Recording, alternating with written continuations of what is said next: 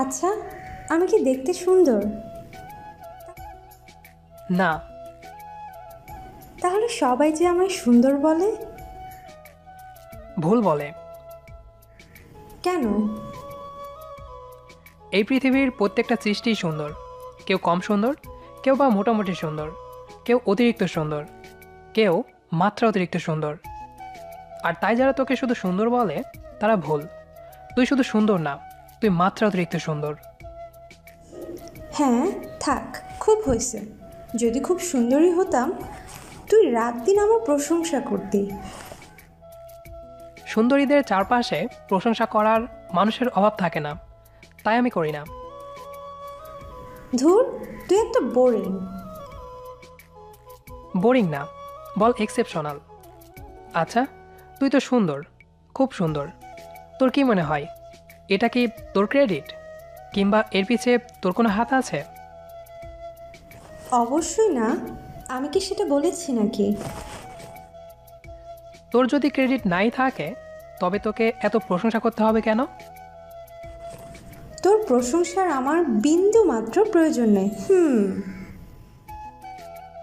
একসময় দেখবি পৃথিবীতে এই ফালতু যুক্তিহীন বিষয়টা থাকবে না। সবাই বাহ্যিক সৌন্দর্যের পিছে হুমড়ি খেয়ে পড়বে না। সবাই তখন যে নিজের কর্ম দিয়ে সুন্দর তার পিছে হুমড়ি খাবে। আমরা এখনও অনেক অযৌক্তিকতাকে আবেগের বশে বরণ করে নেই, কিন্তু ভবিষ্যতে তা কখনোই থাকবে না। ও, মনেই তো নেই আমার পরিচয় দেওয়ার কথা, না দিয়েই বকবক করেই যাচ্ছি। আমি তানভীর, এবার মোলান্দহ সরকারি জামালপুর কলেজে ইন্টার প্রথম বর্ষে পড়ালেখা করতেছি। এতক্ষণ যার সাথে কথা বলতেছিলাম সে আফরিন। আমরা দুজন একই স্কুলে পড়তাম, কিন্তু বর্তমানে দুজনের কলেজ ভিন্ন। আফরিন সরকারি জাহেদা সফির কলেজে পড়ে। হয়েছে, লেকচার থামান স্যার। এখন চলে, ফুচকা খাবো। আফরিন, তোকে একটা কথা বলার জন্য এসেছি। তানভীর, তোর এত ভয়াবহ কথা আমার শুনতে ভালো লাগে না, তবুও বল। Be serious. সিরিয়াস। কোনো ভনিতা বাদ দিয়ে সরাসরি বলবো? আরে গাধা, বল। বলবো তাহলে। বল। এই, আমি একটু কালকে বলি। না, তোকে এখনই বলতে হবে। 1 মাস ধরে বলবি বলবি বলে আর বলিস না। দোস্ত, প্লিজ আজকে সত্যিটাই বল, তুই কি বলতে চাস? বুঝে নে কি বলতে চাই। সরি, আমি এত বুদ্ধিমতী না যে কারো মনের কথা বুঝে নিব। কি বলবি বল, নয়তো গেলাম, আমার কাজ আছে। যাস না, বলতেছি। বল। ব্যাগ থেকে একগুচ্ছ গোলাপ বের করে আফরিনের সামনে হাঁটু গেড়ে বসে বললাম, আমি তোকে ভালোবাসি, তোকে বিয়ে করতে চাই। তুই কি আমাকে মানুষ করার দায়িত্ব নিবি? তোর হাতে হাত রেখে আমি সূর্যাস্ত দেখতে চাই, তোর সাথে রাতের চাঁদ দেখতে চাই। এই, তুই কি আমার ভরা পেটের দায়িত্ব নিবি? এর থেকে আমার ফুচকা খাওয়া বেশি সিরিয়াস। চল, ফুচকা খাবো, বিল তুই দিবি। আমি কিন্তু সত্যিই সিরিয়াস। এত সস্তা রসিকতা এখন ভালো লাগছে না। আমার চোখের দিকে তাকা। তোমার সুন্দর চোখের পানে তাকালে এই আফরিন কি প্রেমে পড়ে যাবে বালক? তাকা বলছি। তাকালাম। আমি তোকে সত্যি ভালোবাসি রে। আমি তোকে বিয়েও করতে চাই। আমি ভালো গল্প কবিতা লিখতে পারি। তুই দেখিস আমি একদিন অনেক বড় লেখক হব। আমাদের ভবিষ্যৎ নিয়ে তোকে বিন্দুমাত্র টেনশন করতে হবে না। তুই কি স্বাভাবিক আছিস? হ্যাঁ। আসলে আমি তোর সব পাগলামি বুঝতে পারি, কিন্তু কিছু বলি না, কারণ তোকে আমি অনেক অনেক ভালো একটা বন্ধু ভাবি। তুই আমার বেস্ট ফ্রেন্ড। তোকে নিয়ে আমি কখনোই এসব চিন্তা করতে পারবো না। তাছাড়া ভবিষ্যৎ বলতে একটা কথা আছে। স্বীকার করছি তুই ভালো লেখালেখি পারিস, কিন্তু বাস্তবতা অনেক কঠিন। এইসব দিয়ে জীবন চলবে না। তুই অনেক ভালো একটা ছেলে, আমার থেকে অনেক ভালো মেয়ে পাবি। আমার সাথে আর যোগাযোগ করিস না, সেটাই অনেক ভালো হবে তোর জন্য। ভালো থাকিস। আজ ফুচকা খাবো না, ভালো লাগছে না। নিজের খেয়াল রাখিস। এই বলে আফরিন চলে গেল। 5 বছর পর আফরিন আমায় নদীর পাড়ে আসতে বলেছে। এর থেকেও তো অনেক ভালো জায়গা ছিল, তো মেয়েটা এখানে কেন ডাকলো বুঝলাম না। আজ দীর্ঘ 5 বছর পর আফরিনের সাথে দেখা হবে, কথা হবে। সেই দিন প্রপোজ করার পর থেকে আমি নিজ থেকেই আর আফরিনের সাথে যোগাযোগ করিনি। আফরিনও যোগাযোগ করেনি। কেনই বা করবে? আফরিন কি আমায় ভালোবাসে নাকি? তখনকার সেই বোকা সহজ সরল আমিকেই বা ভালোবাসতো?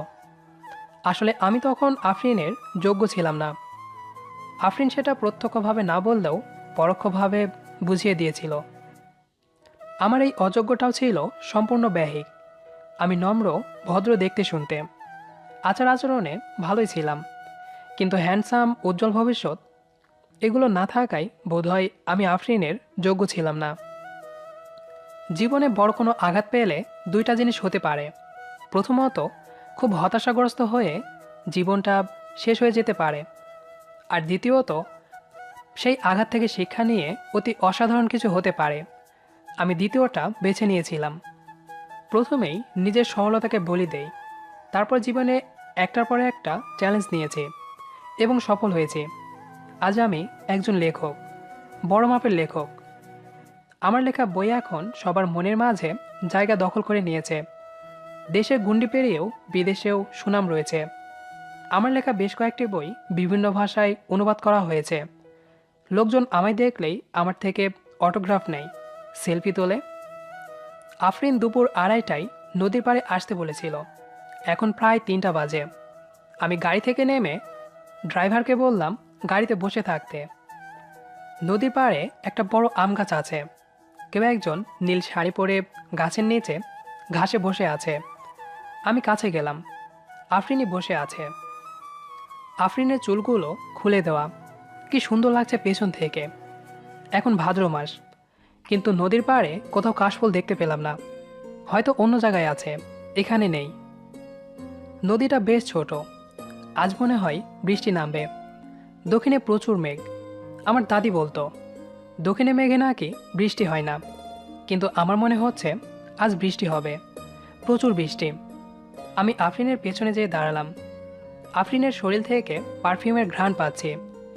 খুব করে পারফিউমের নামটা মনে করার চেষ্টা করছি, কিন্তু মনে করতে পারছি না। আফরিন আমার উপস্থিতি টের পেয়ে খুব স্বাভাবিকভাবে বলল, দাঁড়িয়ে আছো কেন?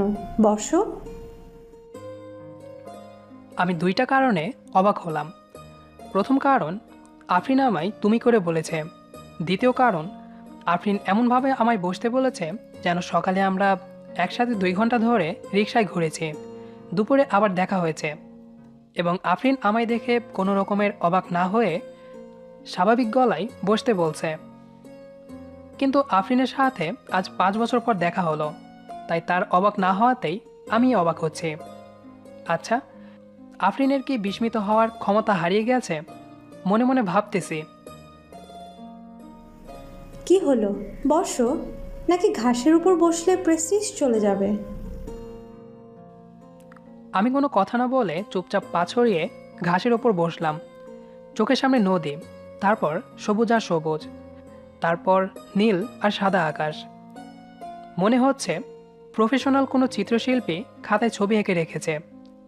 আফরিন খুব নরম স্বরে স্বাভাবিক গলায় বলল,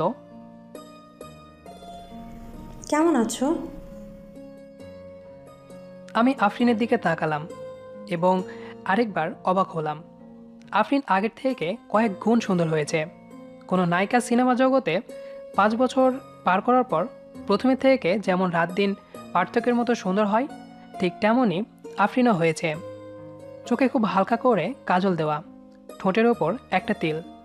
আগে তো তিল ছিল না, এখন এই তিল কই থেকে আসলো? কি রে, কেমন আছো? আমি আফরিনের মুখ থেকে চোখ সরিয়ে নিলাম, বললাম, আমি সবসময় ভালো থাকি, ভালো থাকার সর্বাত্মক চেষ্টা করি। তুমি কেমন আছো? তোমায় আগের থেকে অনেক চেঞ্জ লাগছে, চেনাই যাচ্ছে না। আচ্ছা, আমার কেমন লাগছে? ওই নীল আকাশটাকে বেশি সুন্দর লাগছে নাকি নীল শাড়ি পরা আমাকে? নীল আকাশটাকে। নদীতে নৌকা আছে, চলো নৌকায় কিছু সময় কাটায়। না। তুমি বিজি নাকি? আসতেও দেরি করলে যে। ঘুম থেকে উঠতে দেরি হয়েছে। সরি, বুঝলাম না। আমি দুপুর ছাড়া ঘুম থেকে উঠতে পারি না, আর ঘুমাই ভোরে। ও, তুমি কিছু প্রশ্ন করো, আমি হাজার হাজার কথার ভিড়ে আর কথা খুঁজে পাচ্ছি না। আচ্ছা আফরিন, আমি কি ভালো লিখতে পারি? না, কেন? তুমি শুধু ভালো নয়, মাত্রাতিরিক্ত ভালো লিখতে পারো। তো তুমি আমার প্রশংসা করছো না যে? সেলিব্রিটিদের চারপাশে প্রশংসা করার মানুষের অভাব থাকে না, তাই প্রশংসা করছি না। এই 5 বছরেই দেখো, কর্মের সৌন্দর্য মাথা উঁচু করে দাঁড়িয়েছে। হ্যাঁ, খুব। আচ্ছা, তুমি কাউকে কি ভালোবাসো? হ্যাঁ। আমায়?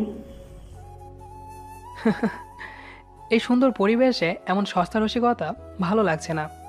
তোমায় কেন হতে যাবে? তাছাড়া তুমি আমার অনেক অনেক ভালো একটা বেস্ট ফ্রেন্ড। তোমায় এর থেকে বেশি কিছু আমি কখনোই ভাবতে পারবো না। তাছাড়া ভবিষ্যৎ বলেও তো একটা কথা আছে। এইসব সৌন্দর্য দিয়ে তো আর জীবন চলে না, বাস্তবতা অনেক কঠিন। আমার কথা আমাকেই ফিরিয়ে দিচ্ছ? কোনো সমস্যা আছে? না, কোনো সমস্যা নেই, কিন্তু আমি তোমায় আজ সরি বলার জন্য এসেছি। আমি সবই বুঝতে পারছি আফরিন, কিন্তু যে অযোগ্য আমিকে ভালোবাসেনি, তার যোগ্য আমিকে ভালোবাসার কোনো অধিকার নেই। আমি না হয় ভুল করেছি যোগ্য অযোগ্যতার বিচার করে, কিন্তু তুমিও তো এখন সেই বিচারই করছো, সেই ভুলই করছো। তাহলে তোমার আর আমার মাঝে পার্থক্য কই থাকলো? এভাবে ভুলে ভুলে ভুলটাকে সারা জীবনের কষ্টের কারণ করিও না। তাছাড়া আমি জানি তুমি আমার পরে আর কাউকেই ভালোবাসোনি। আমি কি করব না করব সেটা কাউকে জবাব দিয়ে তার প্রয়োজন বোধ আমি করি না। তুমি এইসব কথা মন থেকে বলছো না। আমি মন থেকে বলবো নাকি বাইরে থেকে বলবো সেটাও আমার একান্ত ব্যক্তিগত ব্যাপার। প্রচুর মেঘ ডাকছে, এক নিমেষেই পুরো পৃথিবী অন্ধকার হয়ে আসছে। আফরিন তবুও চুপচাপ নিশ্চিন্তে বসে আছে। যে কোনো সময় বৃষ্টি আসবে। আমার বৃষ্টিতে ভিজতে প্রচুর ভালো লাগে, কিন্তু আজ ভালো লাগাটাকে প্রাধান্য দেওয়া উচিত হবে না। আমি ইচ্ছে করলেই এখন আফরিন আর আমার গল্পের হ্যাপি এন্ডিং দিতে পারি, ইচ্ছে করলেই স্যাড এন্ডিং। আচ্ছা, আমার কি করা উচিত? এসব ভাবতে ভাবতেই ঝমঝমিয়ে বৃষ্টি নামলো। আমি বৃষ্টিতে ভিজছি, আফরিনও ভিজছে। আফরিন নদীর দিকে তাকিয়ে আছে, আমি আফরিনের দিকে। আফরিনের কয়েকটা ভেজা চলে এসে আমার চোখে মুখে পড়ল। আফরিন তবুও একদৃষ্টিতে নদীর ওপর বৃষ্টির ফোঁটা দেখছে। আচ্ছা, আফরিন কি কাঁদছে?